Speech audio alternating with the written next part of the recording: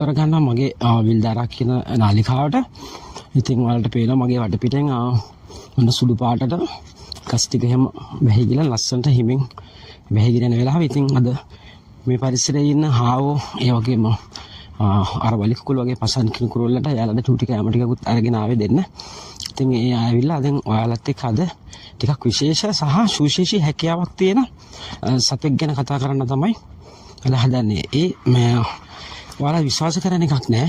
ඇත්තටම විශ්වාස කරන්න මාස 6ක් හෝ 7ක් එක දිගට නිදා ගන්න පුළුවන් සතෙක් ගැන තමයි අපි අද කතා කරන්නේ. ඉතින් මේ පොළොවේටත් මේ වෙද්දිත් ඒගොල්ලෝ ඒ නිින්ද ආරම්භ කරලා තියෙන්නේ. කවුද දන්නවද? එයාට තමයි අපි කියන්නේ යුරෝපියන් ග්‍රවුන්ඩ් ස්කුරල් කියලා. ඉතින් පොළොව එයාට ගුහා හදාගෙන ජීවත් වෙන සුවිශේෂී හැකියාවක් තියෙන ලේනු විශේෂයක් තමයි ඒ. ඉතින් මෙයාලගේ තියෙන සුවිශේෂී හැකියාව තමයි මෙයාලා ආරංචි වශයෙන් ජීවත් වෙනවා. ඉතින් මෙයාලා මේ පරිසරයේ යට ගුහා ගුල් හදාගෙන තමයි ජීවත් වෙන්නේ. ඉතින් මේ කාලේ සීමාව ඇතුළත නැවත වසන්ත කාලේ උදා වෙනකන් එයාලට කෑමවත් වතුරවත් කිසිම දෙයක් අවශ්‍ය වෙන්නේ නැහැ.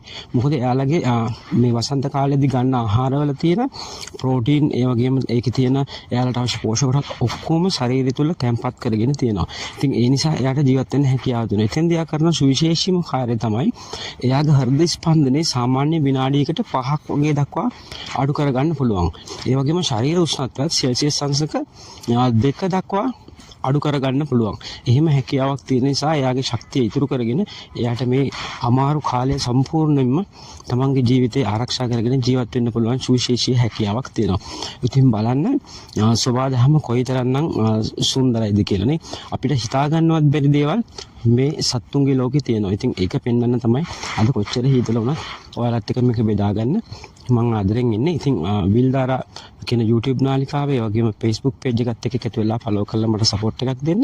මම මේ වගේ වැදගත් දේවල් ඔයාලට හොයාගෙන අරගෙන ආවිල්ලා අපි කතා කරනවා. ඉතින් අද මම මේ පරිසරයේ ජීවත් වෙන සත්තු ඉන්නවා. හාව පොඩි පොඩි සත්තු එයාලට මම දෙන්නගෙන ආවා. තිරිඟු ඒ වගේම පරිප්පු වගේ ටිකක් මම ඒ ටික මේ පරිසරයේ ඒගොල්ලන් ඉන්න තැන් වලින් තියෙනවා. ඉතින් ඒ තියලා සීතීතුව වැඩි වෙද්දි සීතල වැඩි වෙද්දි හිම ගොඩක් මේ හරිය පිරෙනවා. මම ඒකට ඔයාලට තව වීඩියෝ එකක් අරන් එන්නම්.